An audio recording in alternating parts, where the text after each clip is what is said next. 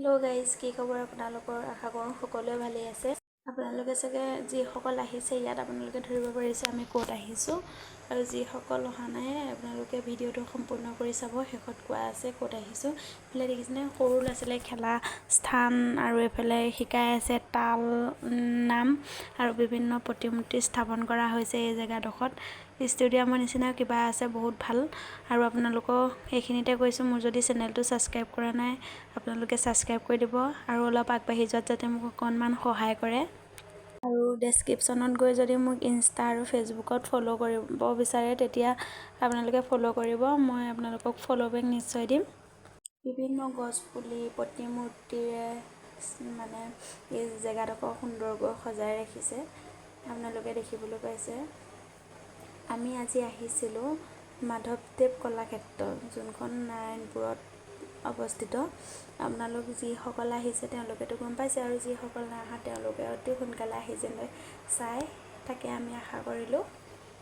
সেউজীয়া ঘাঁহ, সেই জেগাকণ যে দেখিবলৈ ইমান এটা সুন্দৰ লাগিছে, বহিবৰ কাৰণে ধুনীয়াকৈ স্থান বনাই থোৱা আছে। এইফালে নৃত্যকণ অকণমান ওচৰৰ পৰা দেখাবলৈ আপোনালোকক চেষ্টা কৰিলোঁ, কিন্তু বেছি ওচৰলৈ যাবলৈ বেয়া পালোঁ, যিহেতু অকণমানি ল'ৰা ছোৱালী লাজ কৰিব কেমেৰাৰ সন্মুখত।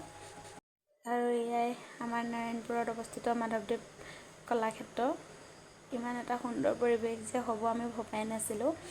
মই নাৰায়ণপুৰৰে যদিও আহিবলৈ কিন্তু সুবিধা হোৱা নাছিলে, বহুত দিনৰ পাছতে আহিছোঁ। মোতকৈ বহুতে আগত চালেহি, আৰু বনাই আছে, বহুত বনাই আছে, হোৱাগৈয়ে নাই সম্পূৰ্ণ। এইফালে মই মানুহজনকো অকণমান ভিডিঅ' কৰি দিলোঁ। আজি কিন্তু মোক মানুহজনে কেমেৰা ধৰি দিছে দেই ৰাইজ। আপোনালোকৰ অসুবিধা নহ'বৰ কাৰণে কৈছোঁ। গেটত আজিকালি হেনো টিকেট কাটিব লাগে, 25 টকাকৈ টিকেট কাটিবলগীয়া হয়। টিকেট ছিষ্টেমটো বাৰু আজি 2 মাহমানৰ আগৰ পৰা হৈছে। এইফালে দেখিছেনে এখন চোৱাৰ মানা আছিলে, কিন্তু মই গৈ পেলাই চুইয়ে দিলোঁগৈ পটককৈ। আকৌ আপোনালোকক দেখুৱাবলৈ চেষ্টা কৰিছোঁ নামঘৰ ভাগ। মাধৱদেৱ কলাক্ষেত্ৰৰ আকৰ্ষণ হৈছে নামঘৰ ভাগ। ইমানেই ধুনীয়া ৰাইজ, ভিতৰখন ইমানেই মনোমোহা কৰি তুলিছে। এইখন মানে এইফালেও এখন গেট আছে, এখন খোলা দিয়া নাই, কিন্তু পিছত খোলা দিব। আপোনালোকক নামঘৰ ভাগৰ ভিতৰখন দেখাবলৈ চেষ্টা কৰিছোঁ। বেছি আন্ধাৰ আছিলে বাৰু, লাইট দিয়া নাছিলে ভিতৰত, সেইটো কাৰণে সম্পূৰ্ণকৈ ছবিটো নুঠিলে।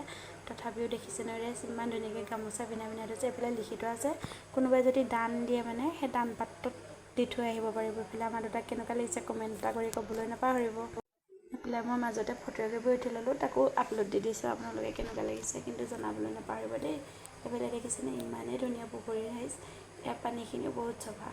ওপৰৰ পিকচাৰটো যেতিয়া পানীত ওলাই আছে তেতিয়া আৰু চাবলগীয়া হৈছে। এইফালে গোটেই সেউজীয়া ঘাঁহ মানে এইটো লগাইছে, সেনেকৈ ইমান ধুনীয়া লাগিছে দেখিবলৈ।